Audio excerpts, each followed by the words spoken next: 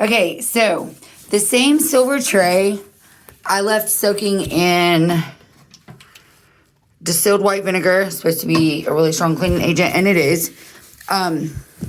Well, I left it sit, and all it did was turn green, which meant it was real silver. So I started looking at it. This is baking soda. I got baking soda. Somebody told me to use Listerine, so I'm trying that first. Baking soda and Listerine. Something I would brush my teeth with.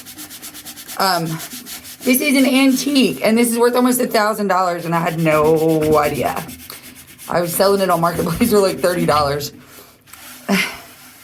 So, anyway, I'm going to rub get it out, Lee. I'm going to rub the baking soda in with the Listerine on this half. Okay, bottom half right here. This is all going to be Listerine. And then this half, I'm going to do, I'm so horrible with camera. This half I'm going to do with the distilled vinegar and baking soda.